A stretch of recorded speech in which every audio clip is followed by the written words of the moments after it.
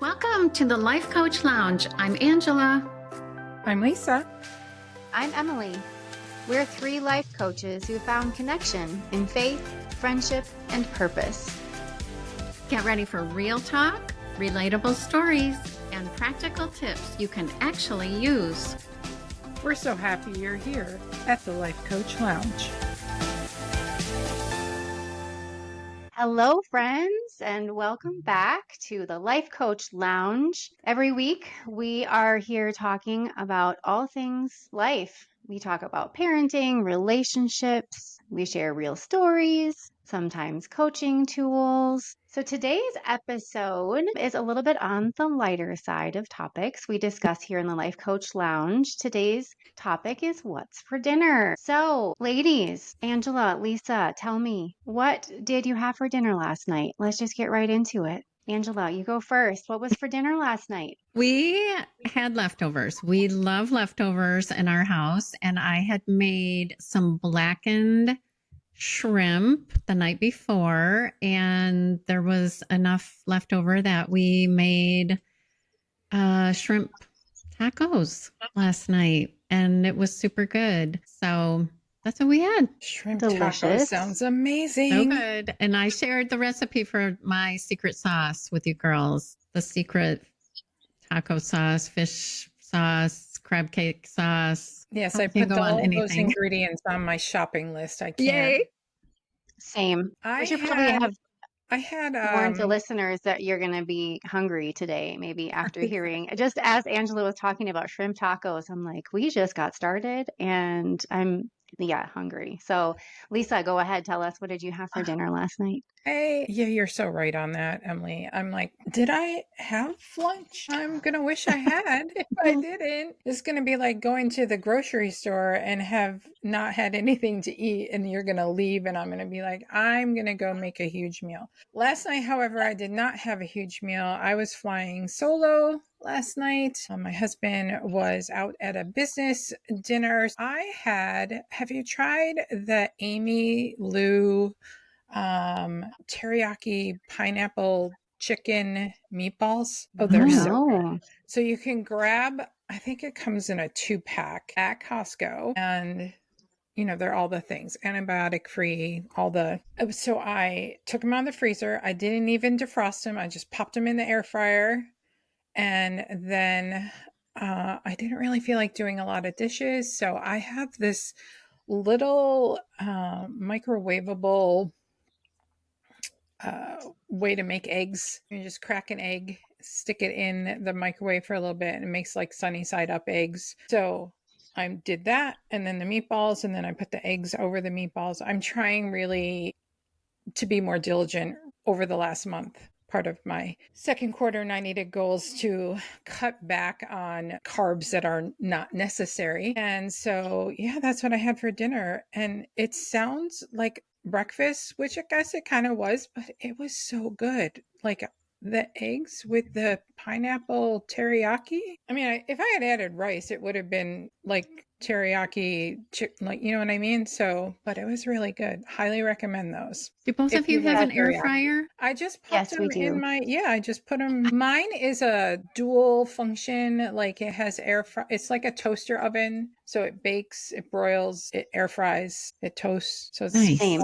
Yeah, That's what ours multifaceted. is too. And our microwave actually broke. I think I told you guys that our microwave stopped working and we just haven't replaced it. And I'm kind of not mad about that. Kind of being a somewhat crunchy mama. I'm like, the less microwave waves you have in your kitchen, I feel like it's healthier. And we just haven't replaced it. And so having the air fryer has been actually really great in a pinch, especially for leftovers. And you Yes. can just warm it up in there real quick. So that sounds delicious, Lisa. And there's absolutely nothing wrong with breakfast for dinner. I'm a big fan of that. So for us, we just made up some chicken on the stovetop in a pan with some lemon pepper seasoning. I get this lemon pepper zing seasoning from Thrive Market. We made that, and then some shrimp with the same seasoning in some butter, and then roasted potatoes and roasted broccoli. And it was delicious. And some homemade ranch, I think I had on the I'm side because it curious. didn't have the ingredients for Angela's yummy chipotle mayo or whatever that sauce is. I'm curious, what kind of pans do you ladies use? What's your favorite pan? I'm shopping for new pans, so I need all the tips. I just Same. purchased stainless steel pans, which I never cooked on before. But in line with the crunchy mama thing, I was like, I'm not buying another nonstick pan. Yeah. I'm not going to do it. So I have a few cast iron ones, which I do love, mostly because they can go right into the oven too, if I want them to. But I'm like, okay, I'm going to give these stainless steel ones a try. Now, it did take some YouTube video watching to figure out how all the experts make them non-stick, and I had epic fails the first handful of times I used them, but I do love them. I do love them. What's your favorite pan to cook on, Emily? Well, I have had experiences and tried to teach myself years ago how to use the stainless steel frying pans, like you're saying, to Mm-hmm. season them so they're nonstick. Epic fail, could not figure it out, so I got rid of those. I do have stainless steel pots, like to boil the water or to boil things in, and I love those. I cannot recommend the pans I have right now. They are nonstick, but they are a quote unquote non-toxic nonstick, but where you can buy them in the price point leads me to believe they're actually not that amazing for you. I have my eye on Caraway pans. I've heard really good things about Caraway brand, and it's an investment though. So I really want to be sure that I want them before I invest in them. I love the idea of the cast iron, but unfortunately right now we have an electric stove with a glass top, and so it could scratch it and possibly be too heavy for it. So maybe someday I'll get myself a gas stove and be able to invest in the cast iron. Angela, do you have any pans that you love? I'm shopping for new pans to replace nonstick pans, but I do have one skillet that's, I think they're ceramic. Is that what you call it? That's It's a what green. Caraway is. Yeah, it's a green pan. And that's the one I pull for the most. I use it a lot. Sure. I think Okay. it just dawned on me that for our younger listeners, if you come upon a time in your life when you're going to be getting married, put on your registry good cooking pans, pots, the ones that are going to literally last you a lifetime. Yes. Don't cheap out. Excellent. Yep, Yes. that is what I'm Excellent tip. hearing. Yes. And we need to start a trend where when you've been married 25 years, you get all new stuff again. Like the whole Yes. bridal shower at 25th anniversary. I think that should be a trend. That sounds amazing. Wouldn't that be fun to do? And then the people you're inviting who are likely in your same age bracket would just bring all the stuff that they're like, no, this is what you want now. All the Yes. tried and true, listen, I tested this out. This is what you need. Angela, you're onto something. I'm onto it. Yep. You are. And if you guys want to practice this on somebody, I'm celebrating 25 years of marriage next year. So you have until next June to plan it, get all the details worked out. I'd be glad to be the guinea pig on that one. It's a great point though.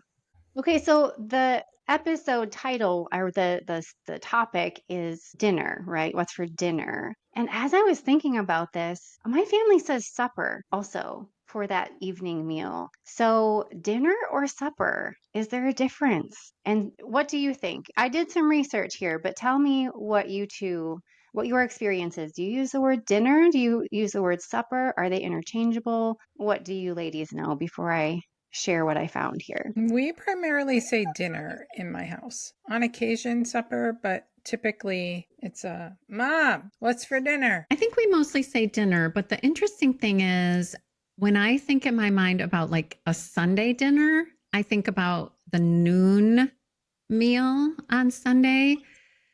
And also, my dad worked in construction. He was in poured walls. He worked outside, and his quote unquote lunchbox, he always called it his dinner bucket. My whole life, my dad called his lunchbox or his lunch pail his dinner bucket. So kind of maybe the noon meal for him was dinner. I think about supper as more of a light meal, Sunday night supper, but maybe because there's the whole lunch heavy Sunday dinner at lunchtime situation. I don't know. I think we use them interchangeably for the evening meal, honestly. Yeah, I think we go 50-50. Growing up, the evening meal was always supper. What's for supper? And what I found is really interesting. So I grew up on a farm. And what I found is that if your parents or grandparents use the term supper for that evening meal, there's a good chance that your ancestors were farmers. And my ancestors were. My brother farms, my dad farmed, my grandpa farmed, and supper and dinner can be used interchangeably. So I found this just as a quick Google search on, I think, readersdigest.com. So here is the history behind it. So in the 18th and early 19th centuries, Americans regularly ate a light supper as their evening meal because they were eating dinner, the biggest meal of the day, around noon. So the purpose of eating their biggest meal at noontime was so that farmers would have more strength and energy to get through the rest of their workday. So I thought that was really interesting, Angela, that your dad even called his lunch meal his dinner bucket. And I remember my parents talking about my grandparents would have that early morning breakfast, like before the sun came up, because you'd want to eat something before you go out and do chores. And then after chores, you come in and you have lunch, which is a mid morning meal. And then dinner was that noontime meal. And then supper was that later evening. So I just thought that was really interesting. And another thing this article says is that it changed. So because eating the biggest meal of the day around noon started to become a thing of the past when more Americans began working away from their homes and farms. They couldn't readily return home to cook and eat in the middle of the day. And so more and more people shifted their main meal of the day to the evening when they could spend more time enjoying their food and spending time with their family. So totally interchangeable, but I thought that was fascinating. And if people use the word supper for that evening meal, you're more likely to be from the southern or Midwestern states. So fun facts for the day I'm around. guessing there are health benefits to having your largest meal be in the middle of the day I would versus at the agree. end of the day. Like, I think that's kind of like a European thing, right? They get the big 2 hour midday break with their biggest meal. Yeah, I think you're onto something there, Angela. All right. So moving on, ladies, give us your meal planning hacks. Are you a planner? Do you plan your meals by the week, by the month, or are you spontaneous based on what is in the refrigerator? I am a fly by the seat of my pants type. I mean, I will purchase items that I know are available when I go grocery shopping, but I won't plan out Monday I'm going to use the chicken, Tuesday I'm going to use the beef, Wednesday will be leftovers. I want to. And then you go down some rabbit hole where you listen to somebody who's an Uber planner on all the things. And I'm like, yes, I could do that. And then I don't. I just wing it, especially now that it's just my husband and I at home. Like, we kind of just look at each other. If I don't already have a plan, we just look at each other like the two buzzards. What do you want? I don't know. What do you want? Every time I ask you, what do you want? You say, I don't know. Like, yeah. When you did have your kids at home, like when you were in the thick of raising them, were you more of a planner? Good question. Yes, because I also worked more outside of the home when my kids were little. So it was helpful to know ahead of time what I was going to make when I got home that night. Again, though, I've never been the mom that's like has it written down somewhere on the fridge or in a planner, or like, it's never been just go look over there and you'll know what we're having on Tuesday. In my head, yes. Verbally out loud to everyone else, no, which is why, Mom, what's for dinner? Right? Mom always seems to have a plan. My girls have changed from what's for dinner to gently approaching me and saying, Mom, just wondering, do you have a plan for dinner or no? They're giving me that opportunity because they can both cook. They know how to make their own food, right? They're not at the age where it's, oh, mom's just going to take care of it. So I kind of appreciate that, where they're like, did you have a plan for dinner? It gives me a little more flexibility in my answer. Have How you about you, yet Angela? turned that around on them and said, I don't? Do you have a plan for dinner? I actually have done that before. Yes, I have. Yeah, I tried the written plan for a while. And as y'all know, I'm a little rebellious, even with my own plans. So I think it was partly I'm not into following my own plan. And I kind of am more like, what am I craving tonight? And so, I would have a plan as far as going to the grocery store. Like I was always good about having a grocery list and all of that, which I've drifted from now that it's only Jim and we have a shared note in our phone. And so if we run out of something, we'll add it to the list. But as far as meals go, it's much more simple. Try to cook a piece of meat and some veggies, and it's just a lot easier. But when the kids were home, I think I tried the written plan on the refrigerator once or twice and then deviated from the written plan. And all the kids were like, I was like, yeah, screw this plan thing. I'm not writing that down ever again. Not happening. So like writing it down actually invited criticism. Is that what you're saying? Like they would see it and have an opinion, even though it wasn't asked for. That's so funny. And I Not funny. had this epiphany many years ago, and it just blessed me so much. I cook what I'm craving. Like if I'm craving, pasta, that's what we would have, or steak, that's what we would have. And my husband comes home from work every day and he just eats what I make, and it's like, gosh, that's just so sweet. Like he never is like, that doesn't look good. I was hoping we'd have whatever, And I do ask him sometimes, like, how you get like brain dead on like, what am I going to make this week? I have no idea. I'm just out of ideas. And I'll be like, okay, what are you craving this week? And then he'll spitball some ideas, which I usually never do, but it gets the juices flowing. Then I'm like, okay, I think I can handle this. But I told you I'm rebellious. That's so relatable because before I go to the grocery store, I will also ask my family, okay, these are the things I'm thinking this week. Now's your chance to speak up. Is there anything you'd like me to get for you in the form of a meal or a snack or anything you'd like to have on hand? And it's kind of like, this is your opportunity to give me your input. And like you, Angela, if they suggest something, I will also say, yeah, I don't want to make that. What else you got? Yeah. So I give them the opportunity, but also it's kind of like, well, I'm doing it. So I they am get to decide. actually the opposite. When I am feeling like you get stuck on like the same 5-meal rotation or less than a dozen meal rotation. And so when I ask my family, I'm like, great. Okay, let's do it. I am like, okay, even if it's not something that I'm like, really? One of my husband's favorite meals is chicken pot pie. That's typically his answer. If I say, well, what would you like for dinner this week? He'll say chicken pot pie. Or what do you want for dinner tonight? Chicken pot pie. To which I'm typically like, do you know how long it takes to make said chicken pot pie the way you want the chicken pot pie? So I have to know, like I ask the question and then I have to be prepared that it could be 1, time sensitive, and 2, it could also be pricey because if I, ask my children, they could be like, yeah, we want sirloin steaks, like lobster mac and cheese. Exactly. It happens in my family all the time. So we just had lobster mac and cheese for Easter Sunday. So with our sirloin steaks. Wow.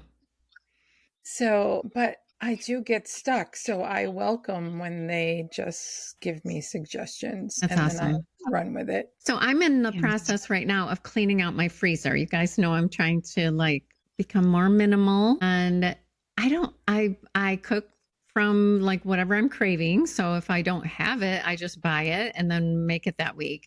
But I'm really challenging myself to use what we have in the freezer and use it up. So we have our refrigerator in the kitchen has a little freezer, a little bit of meat in there, but mostly some other things. And then I have a second refrigerator that we mostly keep beverages in, and that has a freezer, and I have some meat in there. And then we had a small chest freezer in our basement that also had meat in it.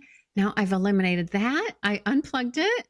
So I don't have like a deep freeze anymore. I just have the two smaller freezers and I'm using up what I have and it feels so good. It's challenging to be like, what do I have and what am I going to make with what I already have versus what sounds good. And you're I saving love that. electricity. Yeah. Right? And how often we do that, right? I mean, we're so blessed just to even have a chest freezer, right? Full of food. And so I love that concept of challenging yourself to really use what you have first because I'm like you, if I don't see it at the top of the freezer or if it's not accessible in my sight, I might even forget that I have that thing. Go buy another one, just Yeah. to make it for that week. So I feel like a theme that came up for all of us as we were talking about whether we're planning our meals or not was how things have changed from when our kids were little to when they were teenagers to now both of you, your kids are out of the house for now anyway. I know Lisa, your daughter will be coming home for the summer, but what has that looked like? And also, I think too, having boys versus girls. I mean, I have two girls, you both have sons, and I have heard from my friends who say their 16-year-old will eat a dozen eggs when he wants scrambled eggs. And she has four boys. I'm like, how do you pay for that? How do you keep up with that? So, Angela, do you want to share with us maybe some of the ways mealtime planning, prepping food has looked different for you and maybe what it looks like now? You kind of already hit on that, but Yeah. tell It's us a those lot growing pains. different. A lot different. We have 5 kids and our 2 oldest are boys. And the quantity of food, like when I think back on it, I'm like, how did I do that? How did I do that? I mean, I remember someone coming to my house one time shortly after I had been to the grocery store and they were like, why do you have so many packs of bagels? And I'm like, well, this pack is one breakfast. This pack is one lunch. And I bought a week's worth. It's like we had a ton of food. And I love to cook. I'm a scratch cook. So there were always homemade cookies, homemade bars, homemade pies, homemade breads, focaccia, homemade lasagnas. I even canned. I went through a whole several years where I canned every fall. So filled my basement with home canned goods. I did all that stuff, just tons and tons of food. And the goal was to fill their bellies. So, I mean, I remember making meatloaf and I used 6 pounds of ground meat. On nights I made meatloaf. And then there were mashed potatoes, there were vegetables, always 2 choices of vegetables, and bread at every meal just to fill bellies with bread. We rarely would have enough leftovers to have a whole nother meal for all 7 of us. So my kind of life hack when the kids were home was I would save whatever was left. So let's say there were 3 servings of lasagna and a couple slices of pizza and some brats or whatever, like however, whatever was left that wasn't a complete meal, I would just save it up. And then Sunday, when we would get home from church, it was must go. Whatever is in the fridge must go. And I would just pull it all out. I was not the kind that made the big Sunday dinner. I was the kind of mom that made the big dinners throughout the week. And then on Sunday, I was like, Mama needs a break. We're having leftovers after church. And Jim always got first pick. And then it was every man for himself on what you wanted to eat after church. But now, holy cow. First of all, now I've been gluten-free for probably 7 or 8 years. So all the baking and all that kind of stuff, I just don't do anymore. Also, my daughter is a professional baker. So if I want something for a family gathering, I just call her and she bakes homemade cinnamon rolls or breads or cookies or whatever I ask her to bring. And now we just basically grill a piece of meat or, cook a piece of meat and have vegetables or have a salad. It's so much simpler the way we eat now is so much simpler. So sometimes I miss it. Sometimes I miss making all that food and baking the homemade stuff. But yeah, it's very different now. And there was like a transition time where I had to adjust. It was not overnight, like, oh, the kids are gone. Now we're just going to thaw out one steak and share it. Oh, no, there were times We had huge quantities of leftover food because I was just so used to cooking that way. We would we either we I'm sorry to say we had some food go to waste because we didn't eat it in time, or we would try to freeze it, or there was definitely an adjustment period for me. Yeah, that makes so much sense. I mean, I think that there's adjustment in our kids growing up from, like the little kids to the preteens to teenagers and then leaving. And we forget that mealtime and how we've done things for so long also changes. And so, yeah, it's just one more thing that you don't think about until you're in that season. And then you reflect back and see just how different it is. How about you, Lisa? Could you resonate with any of that, or what did it look like in your It house is. and how is it I different? I do think it is different um having a son and a daughter. Definitely my son growing up, he could, first of all, he's like my father. He has my father's genes, so he's tall, he's 6'5". He's just, even when he even when the poor kid was really 3, people thought he was 5 and would make comments like, "Have you not taught him how to tie his shoes?" I'm like, "Leave him alone. He's 3 years old. He's just a gentle giant. Leave him alone." But he having the two of them, Sammy always knew that whatever she didn't finish, Jared would totally help her out. So food didn't typically go to waste at the dinner table. And honestly, even now, as adults, they are still very much the same way. If Sammy doesn't finish something, her big brother will eyeball her plate and be like, let me have that. That's awesome. And it still is a transition period for me.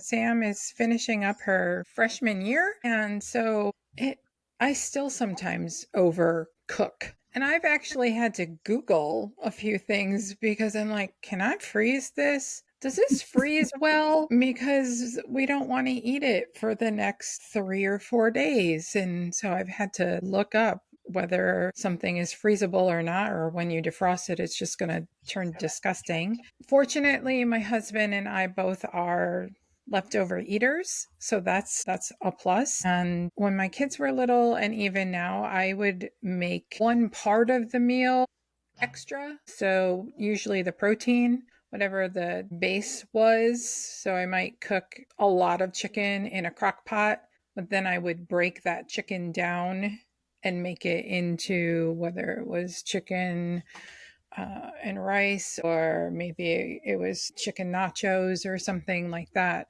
But trying to be mindful of it. But you're right, it is a transition for sure to be like, oh, I don't have to make that much. Yeah. How I about feel you, like for Emily? me, the biggest transition for me, so one of my daughters, well, both my daughters actually still live here right now. My one had been gone for the last 7 months for a gap year program, but she's back now. So all four of us are living here again. And I feel like it hasn't changed a whole lot as far as how much we eat or even how much I buy at the grocery store. I think the biggest challenge for us has been the dietary restrictions. My one daughter is completely grain free, and we try and do no sugar and no artificial flavors, colors, that kind of thing. And so we really just focus on a protein and veggies and maybe salad. With my one daughter not having grains, that's like not even rice or not even the gluten free. So that has been really more of my challenge as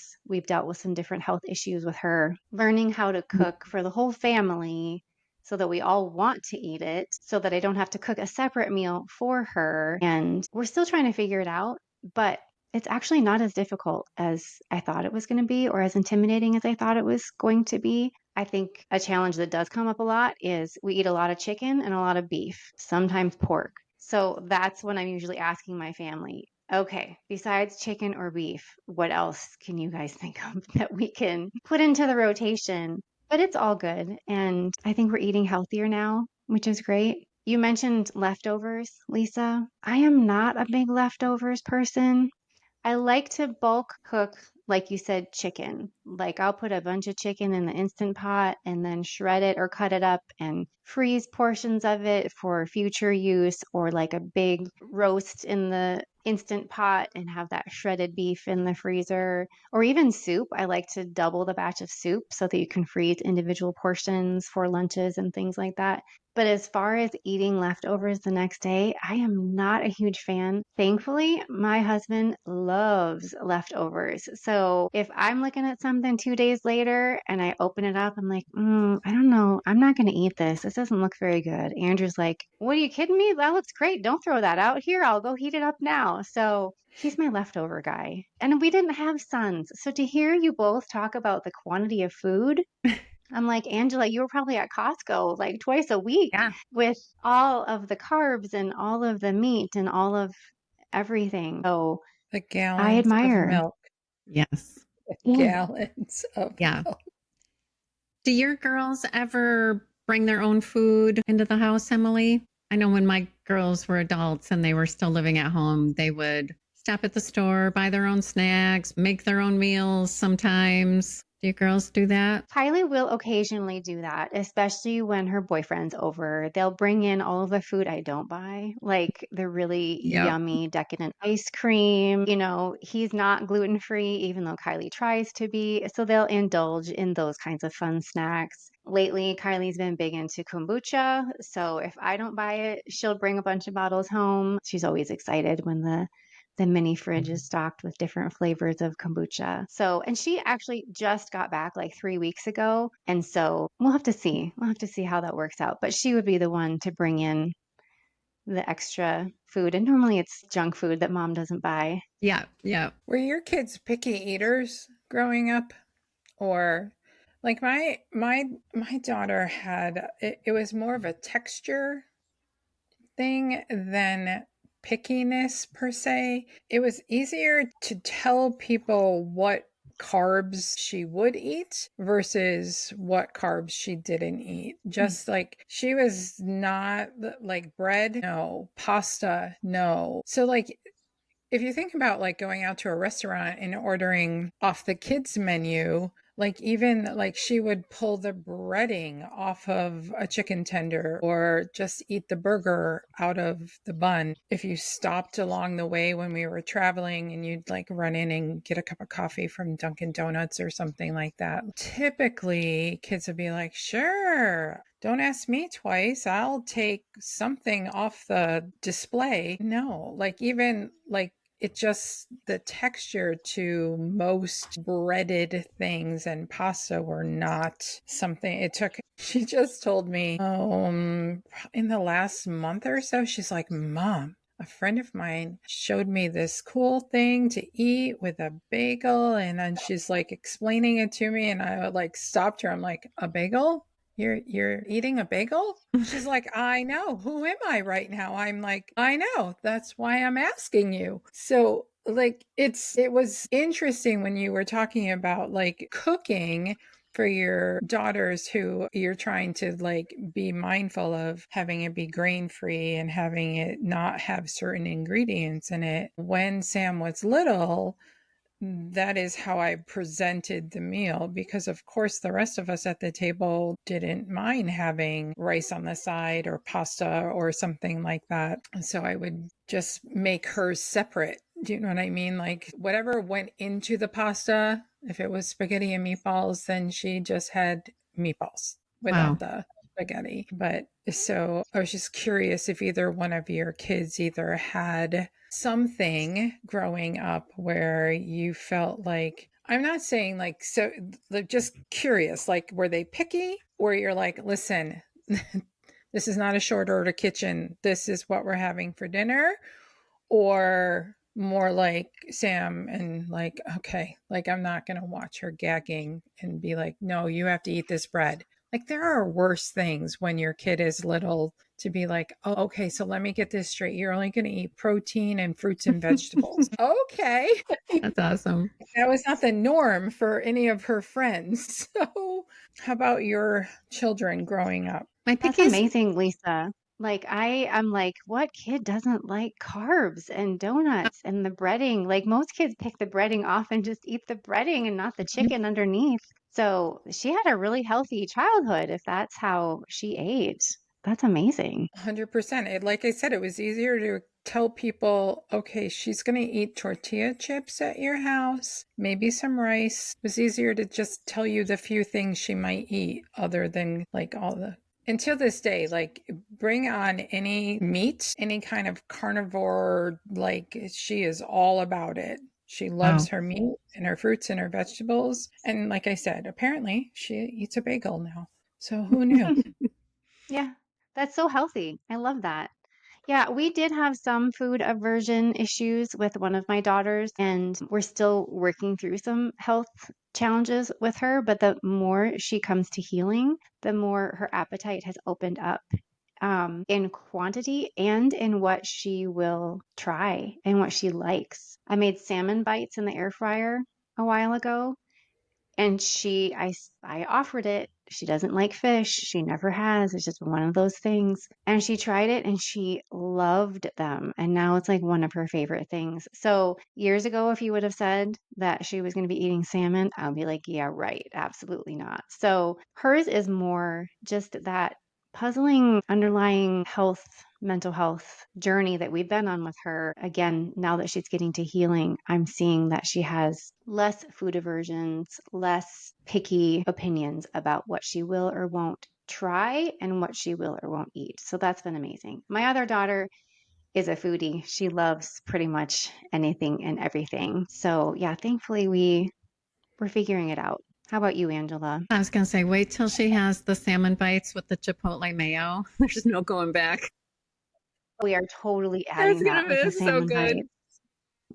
So my pickiest eater was my oldest, my son, and we have found out in the last year or two that he has a dairy allergy. So I think a lot of his like picky eating was actually because he was in pain. His stomach was hurting when he would eat certain things. So poor him, but he's working with it now. But he was probably my pickiest one. He has a sweet tooth the size of Cleveland, still does, loves his candy and all the things. So that is what he loves the best. But he has really become a better eater now that he's an adult. And then my Asian girls, they love Asian food. I mean, I rarely served Asian food at home. It's like the one cuisine that always intimidated me to make, but they will go out of their way to get their kimchi, their poke bowls, whatever they're craving. They will go out of their way for it.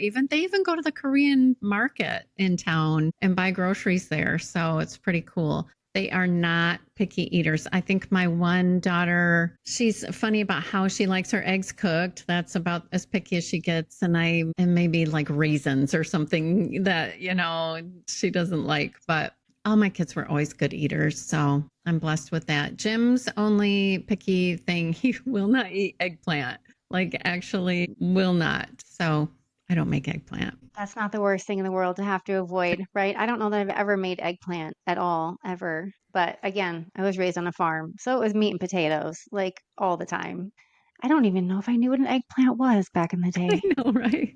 Okay, ladies, we could talk about this all day, and we will probably continue this conversation in the Marco Polo app where we love to connect all the time. But for time's sake, we're going to wrap it up for today. And so, for our final sort of fun question or even takeaway, you can answer one or both. So, Angela had a great question. What is your death row meal? Like, if you have one last meal before you're gone, what would it be? And or is there a piece of advice you would give to a mom, maybe 10 years younger than you, that's in the thick of what we were talking about, cooking for a family, whether they have picky eaters or dietary restrictions or trying to budget the groceries? I mean, groceries are not cheap right now. So, one or both of those questions. Angela, would you like to start?